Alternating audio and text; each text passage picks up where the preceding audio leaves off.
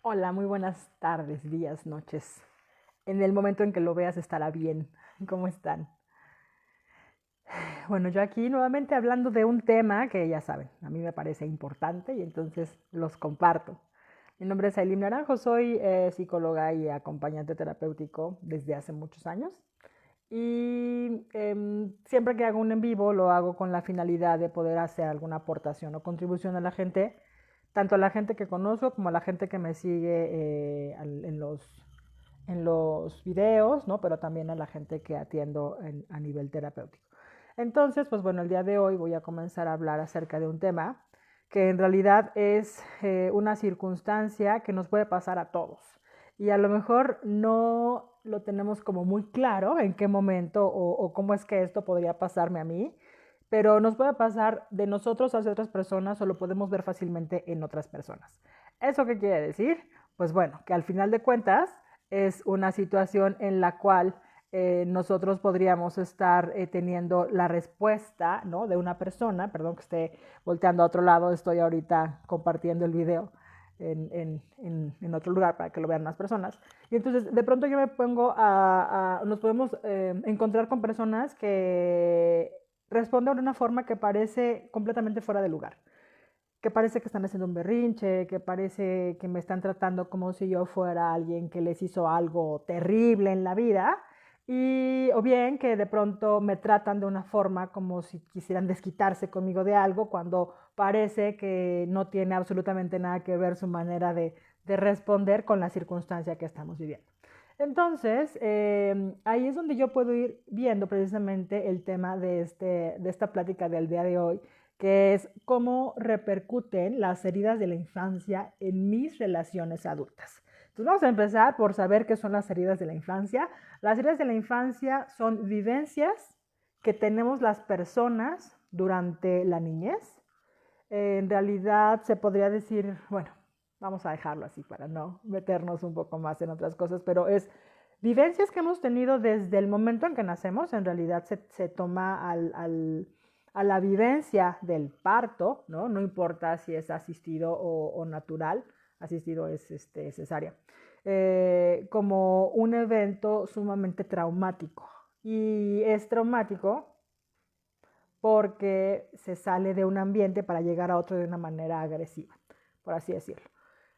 No voy a hablar de eso, pero voy a hablar que desde el momento de que nosotros llegamos a este mundo hasta que toda la infancia se concluye, ¿no? Por eso son heridas de la infancia, esas vivencias pueden dejar una huella que marque de por vida nuestra manera de relacionarnos, nuestra manera de reaccionar ante las cosas. ¿Eso qué quiere decir? Que bueno, las personas, no todas tenemos las mismas heridas de la infancia, pero se le ha llamado así a nivel de psicología, pues eh, hay muchas formas de decirlo, hay muchas maneras de expresarlo, hay muchos autores que han estado trabajando en ello y bueno, esta propuesta realmente no se llama heridas de la infancia, se llama, déjenme les digo cómo se llama, de hecho el libro de esta persona se llama Las 5 heridas del alma, en realidad así les llama ella, es una autora francesa que dice, de hecho se llama el libro Las 5 heridas que impiden ser uno mismo, de Lise Bourbeau. Y ella lo que propone es que se ve de una forma integral, ella lo que hace es ver de una manera integral cómo es que estas vivencias tienen una repercusión en la vida adulta a partir de ser la forma en la que las personas, por así decirlo, o los niños, traducen el mundo, traducen a esa vivencia. ¿A qué me refiero con esa traducción? Entre las 5 heridas de la infancia que ella va a proponer, y aunque en realidad si nosotros pudiéramos hacer como tener una imagen un poquito más amplia de esto, pues nos daremos cuenta que hay un montón de vivencias que en realidad van a generar precisamente estas maneras de responder que se dan de manera automática y justo cuando yo ya soy adulto pueden salir sin que yo me lo espere, ni que me haya dado cuenta, ni siquiera hubiera yo querido a lo mejor que pasara de esa manera, pero de forma automática, es decir, en nuestro caso, de forma inconsciente, el comportamiento se da. Entonces, las primeras que ella maneja o propone es el abandono, el rechazo, la traición, la injusticia y la humillación. Esas son vivencias que a lo mejor ustedes me dicen, no, la verdad es que pues viví con mis hijos, viví con mis papás y siempre estuvieron ahí y demás, pero a lo mejor, y por eso a lo mejor no cachamos, no entendemos por qué pudiera estar activa, estar presente, no estar instaurada primero la vivencia y se active, ¿no? Por así decirlo, la huella de abandono, porque digo, pues no, yo viví en una casa así normalita, ¿no? Pero el abandono va mucho más allá de que te dejen en la calle o que se vayan de la casa y no regresen. El abandono en realidad vivido desde el individuo, es decir, desde el niño, puede ser que mamá o papá se vayan a trabajar y me abandonen en casa de la abuela. Desde la parte adulta yo puedo decir, no me abandonaron, ¿no? En realidad, pues había que echarle la mano, ¿no? A las personas y entonces alguien más me cuidó amorosamente y qué mejor que sea la mamá. Pues sí, la mamá de la mamá o la mamá de papá, quien sea alguien familiar, pero la persona lo que está haciendo es tener esta sensación de abandono. Ahora, punto importante, el abandono es de las cosas más peligrosas en la raza humana, porque nosotros somos los cachorros menos aptos para salir al mundo sin cuidado. Entonces, si a nosotros nos abandonan, ¿no? Si está esta interpretación, y ojo ahí, porque la interpretación no es cognitiva, la interpretación es inconsciente, más bien desde la perspectiva, entre comillas, animal. ¿Por qué? Porque no hay necesariamente alguien que me esté diciendo o que me dé el concepto como tal de abandono, sobre todo si soy muy pequeño, si todavía ni siquiera proceso lenguaje, ¿no? Pero es esa sensación de que esa persona conocida no está. Y si esa persona conocida no está, yo en mi ADN sé que si no hay quien me cuide, me muero. Entonces, por eso es una huella tan impactante, por ejemplo, el abandono. Aunque no haya sido la intención de los papás, aunque no exista este concepto de abandono como una idea más adulta. El rechazo, por ejemplo, del que ella también habla, voy a mencionar brevemente a los que ella comenta, ¿no? Los que ella propone en su libro. El abandono, ya hablamos del abandono, el rechazo no siempre es algo como muy consciente o no es socialmente permitido que rechaces a un hijo. Entonces, a lo mejor le preguntas a tu mamá y tu mamá te dice que con todo su amor quería bla, bla, bla, bla, bla, bla, pero al final de cuentas no te va a hablar a lo mejor de las cosas que tuvo que perder, ¿no? Por embarazarse de ti. Y entonces, aunque sea un momento de rechazo, ahí se observa. Ahora, cuando de pronto no soy el primer hijo, soy el segundo hijo, vamos a pensar en alguien un poquito más grande, y de pronto hay cierta necesidad, ¿no? Afectiva por parte de los niños y los niños se acercan y el papá que está trabajando, que está ocupado porque está haciendo alguna labor de la casa o porque está atendiendo a otro de los hijos, lo hace a un lado, esa vivencia puede interpretarse por el niño como rechazo.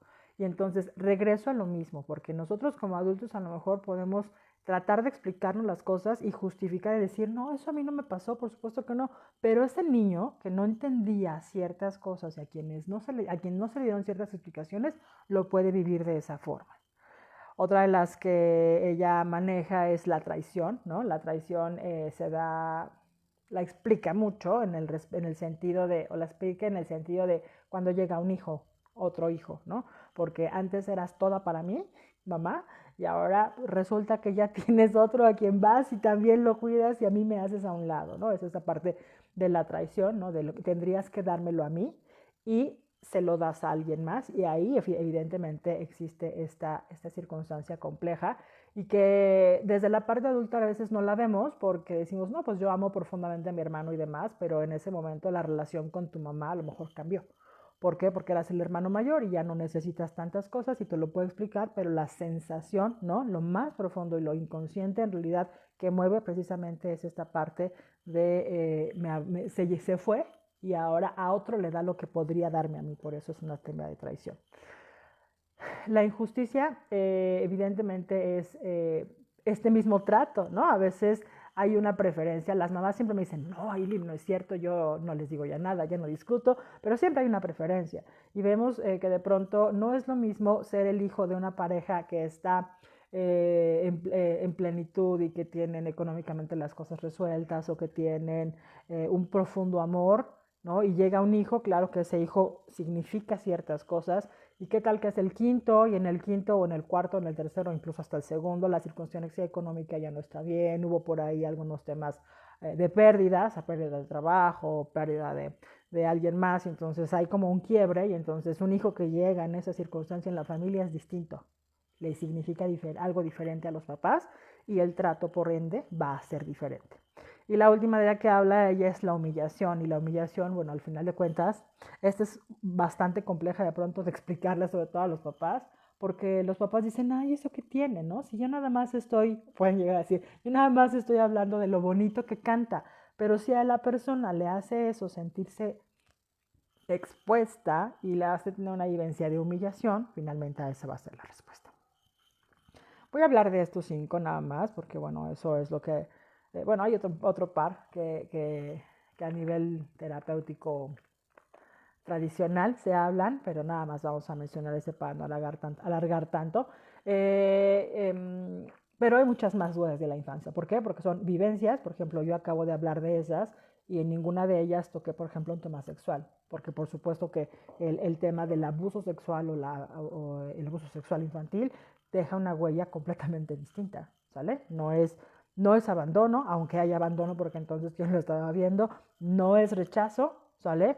No es traición, o si es alguien, normalmente es alguien de algún familiar y pues bueno, pero no se interpreta todavía de esa manera, está hacia arriba.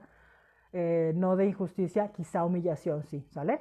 Pero en ese sentido, esta parte de la violencia física, ¿no? También, que tampoco está en estas que yo acabo de comentar, pues también son vivencias que van a dejar esas maneras de entender el mundo, ¿sale? Y ahí voy a la segunda parte. Lo primero que hice fue explicar brevemente, nombrar las 5 heridas de la infancia que propone Lise Bourbeau y posteriormente más o menos en qué consiste, ¿no? Cómo podría ser una ejemplificación para que la gente lo pudiéramos más o menos ubicar. Es mucho más profundo, por supuesto, es mucho más amplio también. Y que también, y bueno, mencionar que hay muchas otras más heridas de la infancia. ¿Por qué? Porque son vivencias específicas. Por ejemplo, la sobreprotección, que es una clase de abuso, también deja una huella. ¿Y a qué nos referimos con huella? A que allí se instaura en esa vivencia infantil, pero y al instaurarse como una vivencia infantil, es la manera que las personas tienen de comprender cómo es que hay que actuar en el mundo, qué es lo que se espera de ellos en el mundo, y entonces podemos tener distintas formas de responder. Puede ser de acatar, ¿no? La forma en la que así es como se me va a tratar y entonces así es como voy a poder expresarlo, voy a poder vivirlo, ¿no? En lo cotidiano, o bien también puede ser que intento hacer todo lo contrario, ¿sale? Entonces, esta manera que se instaura, se queda como un programa y que se echa a andar de pronto cuando soy más adulto, es algo que nosotros ya en esta edad, ¿no? Tendríamos que estar tomando conciencia y responsabilidad por ello. ¿Por qué conciencia y responsabilidad? Conciencia, bueno, pues porque al final de cuentas es una manera que, como yo les decía, lo va a va a aparecer cuando menos me lo espero en una relación adulta. Vamos a considerar que eso es algo como, a lo mejor es muy, muy claro, ¿no?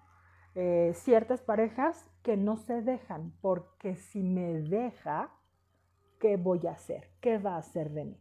Sin tener claridad. ¿Por qué? Porque es un tema inconsciente en el que la cognición no está participando de que es una persona adulta, que puede valerse por sí misma, que hay muchas otras cosas que puede hacer, etcétera, etcétera. Pero lo que hay detrás es una huella de abandono. Alguien en algún momento lo dejó, ¿no? Y entonces no puede con eso de valerse por sí mismo. ¿Sí me explico? Entonces, en ese sentido, esa circunstancia es importante pues verla, ¿no? En el sentido de que puede estar de pronto trayendo a mi actualidad adulta un montón de repercusiones y no necesariamente positivas. ¿Por qué? Porque finalmente las personas estarían precisamente interfiriendo negativamente por cosas que no se resolvieron, de la infancia, ¿no? En la vida adulta, y entonces trastocan, por ejemplo, una relación. Yo acabo de hablar a lo mejor de una relación de pareja, pero ¿qué pasa si también está el tema de una relación de trabajo? ¿Cuánta gente no se va de un trabajo en el que es maltratado por miedo al abandono? ¿Sale? O cuánto en esta misma idea, ¿no? de la gente en un trabajo en la que es humillado, no se va. ¿Por qué? Porque lo que aprendió, ¿no? Es que lo que aprende la persona es precisamente a vivir en la humillación. ¿Cómo que a vivir en la humillación? Sí, o sea, si a mí en algún momento alguien me llevó a esta experiencia de ser expuesto, ¿no? Yo entiendo que esa es la forma correcta de amar, ¿no? Estoy hablando de amar, pero también tiene que ver con el tema de estar en una relación laboral en que hay humillación. Eso por un lado, ¿sale? Entonces, un poco por ahí que vayamos viendo precisamente que las personas podemos estar haciendo una repetición de patrones de vivencias de la infancia que no tenemos, por supuesto, ni siquiera vistas, mucho menos trabajadas, y entonces son, por así decirlo, las que me meten el pie, y que en ese sentido, pues las personas empezamos a tener justamente estas respuestas, pero les decía yo, hay manipulación, está la sobreprotección, obviamente está la violencia física, obviamente está vivencias de abuso sexual, obviamente hay esta parte de la indiferencia, ¿no? Que bueno, yo ahora lo veo como un tema complejo, ¿no? No sé cómo va a ser unos 10, 15 años, pero ¿cuántos niños no viven en familias en las que nadie los pela? Todo el mundo trae un celular enfrente, le dan uno en teoría para que también se entretenga, pero es esta parte de nadie me hace caso, la gente es indiferente a mi dolor. Autoritarismo, las pérdidas, etcétera, etcétera. Entonces, todas esas van a generar precisamente estas experiencias en las que evidentemente está detrás toda una gama de emociones, ¿sale? Que van a llevar a la persona a suponer que esa es la manera correcta de ser tratado o de interactuar con los demás, o eso es lo único que se merece. Entonces, esto, si nosotros lo vemos de un poquito más lejos, la verdad es que es terriblemente triste. ¿Por qué? Porque al final de cuentas yo podría estar teniendo ahorita la posibilidad a lo mejor de tener un trabajo, una oportunidad escolar, una oportunidad de negocio, una oportunidad de relaciones distintas con las personas, y debido a mis huellas de la infancia que no he trabajado, no tomarlas. O suponer que me tengo que quedar en este tema del sufrimiento, del dolor, del conflicto, porque algo de mi infancia yo no he podido resolver. Ahora bien, esta mujer lo que hace es hablar, de un par de cosas, solamente las voy a mencionar. Una es la caracteriología, ¿sale? Y es la forma en la que el cuerpo, de acuerdo a los que trabajan psicosomática, dicen que somos, ¿no? Esquizoides, psicopáticos y cosas así, ¿no? Por ahí también, si quieren de pronto echarse un clavado y leer un poco de ello, pero ella habla acerca de que precisamente la manera en que nosotros somos tratados es el tipo de cuerpo que nosotros vamos a desarrollar. Ahora bien, en otro orden de ideas, saben que también hago terapia integrativa holística, y en algo que se llama psicosomática, en realidad el sobrepeso o la obesidad, ¿no? Tienen de fondo una vivencia de abandono. ¿Por qué de abandono? ¿Y eso qué tiene que ver con el tema del sobrepeso? Porque son capas de protección. Las capas de grasa son capas de protección, y entonces eso hace y puede estar ¿no? subyaciendo precisamente a una vivencia o a una experiencia adulta de sobrepeso, pero que viene finalmente desde el seno, no el seno materno, sino el seno familiar, ¿no? Desde lo que se ha vivido en realidad desde lo que trabajamos en descodificación, pues hay una inmensa cantidad de factores, pues finalmente es multifactorial, que están detrás de la obesidad. Porque seguramente muchos de nosotros en algún momento, o muchos hemos intentado el tema de bajar de peso y ponernos a dieta, ese montón de ejercicio, o bien conocemos a alguien que está en ese tema y ha probado de todo y sigue igual. Y sigue igual porque en realidad lo que no ha revisado son sus vivencias e incluso sus heridas de la infancia. Entonces, eso fue como breviario. Pero bueno, esta mujer lo que hace es decir o expresar que precisamente las personas en estas vivencias tienen de alguna manera que protegerse. Si nosotros nos vamos hacia la parte psicológica, les cuento que la psique lo que busca es protegerse para no desintegrarse. Entonces, ¿qué es esto de protegerse? Tener como escudos, por así decirlo, que me van a permitir sobrevivir en ciertos lugares. Entonces, esos escudos, que les llaman desde la parte del psicoanálisis mecanismos de defensa, lo que van a hacer es así como poner bloqueos para que mi psique, que es decir, mi estructura mental, ¿no? Inconsciente, psíquica, etcétera, etcétera, no se desorganice, ¿sale? Y ahí viene mi gol en contra de algunas situaciones que de pronto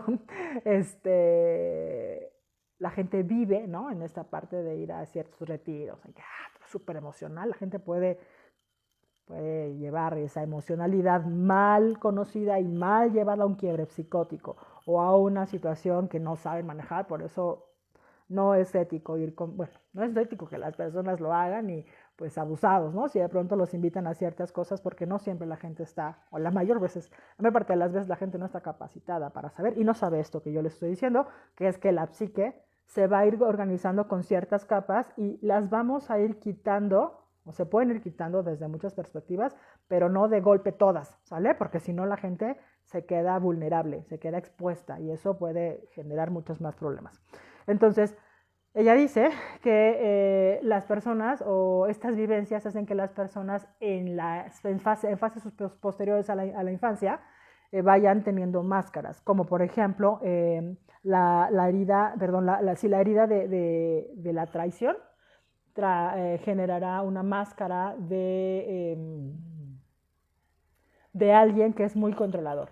¿Por qué? Porque finalmente te controlo todo el tiempo porque de lo que tengo miedo, porque esas son mis experiencias, es que una de esas te vayas o me dejes, ¿sale? Por eso el tema del controlador. Ahora bien, alguien que es sumamente rígido, ¿no? Y por rígido puede implicar esta gente que humilla, ¿no? Que no puede ver las cosas de otra forma, es una máscara que va a utilizar la persona que ha tenido una herida de la infancia de la injusticia. Respecto a la humillación, que ya lo decía yo hace un poco, en esta parte de algunos trabajos, pero también puede ser algunas familias o algunas amistades o algunas parejas que constantemente me humillan. Y entonces la máscara es el masoquista. El masoquista es aquella persona que se relaciona con los demás validando el dolor que sufre y el dolor que otros le infringen como así tenía que hacer y no podía hacer de otra forma. Eso sería como el masoquista y puede ser un masoquismo físico o mental, ¿vale? El abandono, evidentemente, y ese es el que primero hablé, ¿no? La huella, la herida de abandono, lo que va a instaurar en la persona, de acuerdo con Luis Buffo, es una máscara de dependencia, ¿no? Si tú te vas, ¿qué va a ser de mí? Y el rechazo de alguien huidizo, alguien que no se compromete en ese sentido.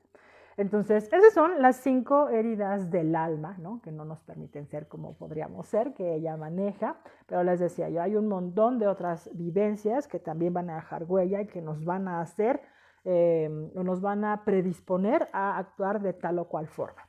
Entonces, si ustedes se dan cuenta, aquí acabo de hablar de por qué precisamente estas heridas de la infancia van a tener una repercusión en mis relaciones adultas. Tienen una repercusión porque no forma parte de lo que yo conozco de mí necesariamente. Pero yo puedo inferir que hay algo allí si me tomo el tiempo de ver cómo es que regularmente me relaciono con las otras personas. A veces este trabajo cuesta, ¿no? Porque al final de cuentas es exponerme yo en esta misma protección que va a ser mi psique, va a decir no, y lo va a justificar, pero un poco el ejercicio puede ser, quizá lo puedo ver en el otro, ¿no? En el amigo que abusa a lo mejor no de mí, de alguien más, en las relaciones complicadas de mis amigos, de mis compañeros, de mi misma familia, y entonces ahí puedo ir viendo cómo esas relaciones están siendo eh, influenciadas por las heridas de la infancia que no se han trabajado. ¿Es importante trabajarlas? Sí. ¿Por qué? Porque en la medida en que se trabajen, te van a posibilitar a ti, o nos van a posibilitar a nosotros, tener relaciones mucho más saludables de todo tipo, incluido conmigo mismo, ¿sale?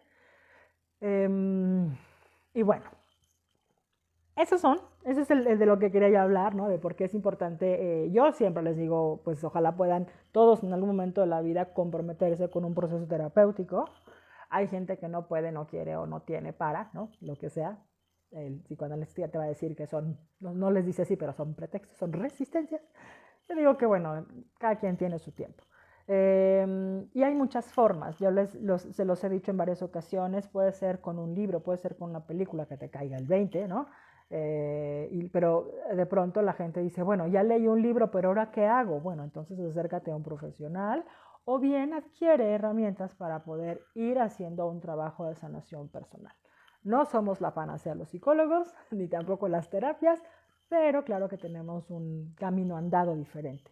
Ahora bien, este tema de las heridas de la infancia es el primer módulo del curso que voy a dar que comienza la siguiente semana.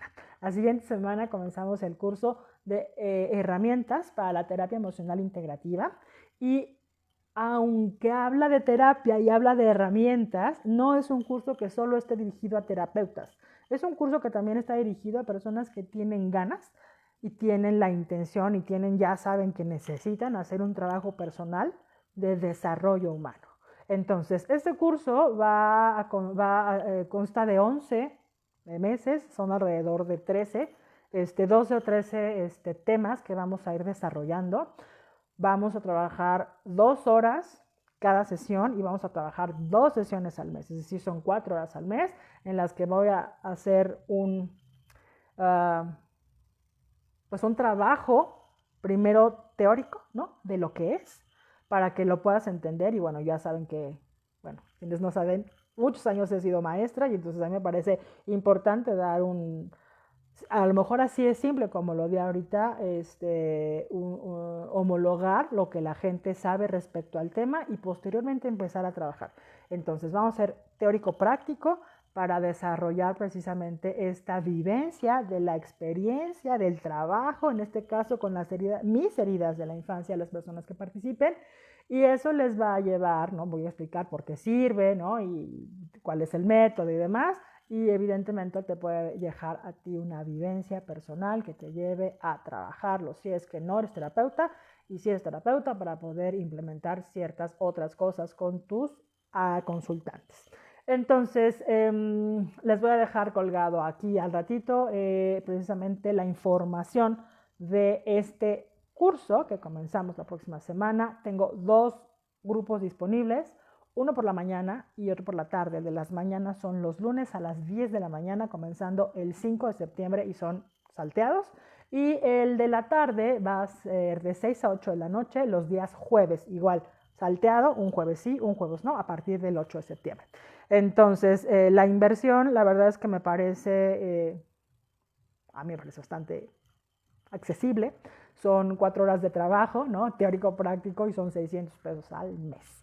Entonces, te dejo los datos, por favor, contáctame si te parece que es algo importante. También si quieres conocer el temario, lo voy a dejar aquí abajo para que lo vayas viendo, porque recuerda que en la medida en que vayamos estando mejor con nosotros mismos, podemos estar mejor con los demás.